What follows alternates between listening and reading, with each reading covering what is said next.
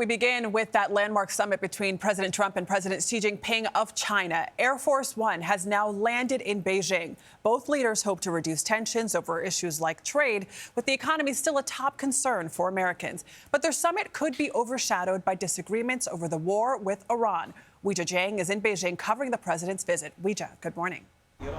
Good morning. President Trump predicted Chinese President Xi Jinping will greet him with a, quote, big fat hug. But of course, we'll be watching to see if there's a warm embrace of ideas. The leaders of the two largest economies in the world are set to meet over the course of a day and a half. They have a lot to hammer out. President Trump just arrived in Beijing for a high-stakes summit with perhaps the planet's other most powerful person. It's a very important visit, this woman told me, but some people we met on the streets of Beijing hadn't even heard the American president is coming. The U.S. is in the mud of the Iran war, this woman told me. Perhaps China will make some mediation efforts. President Trump insisted he doesn't need China's help with the war and dismissed concerns about its economic impact as U.S. inflation hits its highest level in 3 years, jumping 3.8% annually. I don't think about Americans' financial situation. I don't think about anybody. I think about one thing.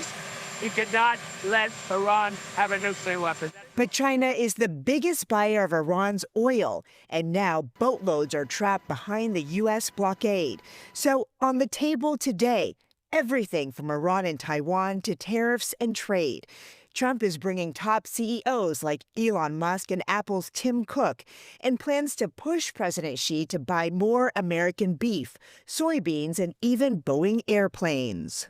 There is a closer personal relationship between these two men that may not align completely with the interests of the two countries, but could lead to a deal. Global risk analyst Ian Bremmer says that while Trump has lavished praise on Xi, Look, I have a great relationship with President Xi. it's not clear what he will get in return.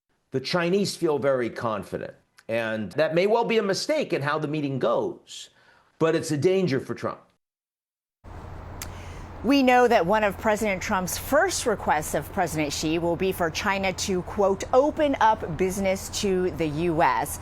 Now, despite the warm welcomes, we do not expect significant movement when it comes to Iran or Taiwan. Trump has already said Xi will be visiting him in the U.S. next year, although he lamented that his ballroom won't be ready in time.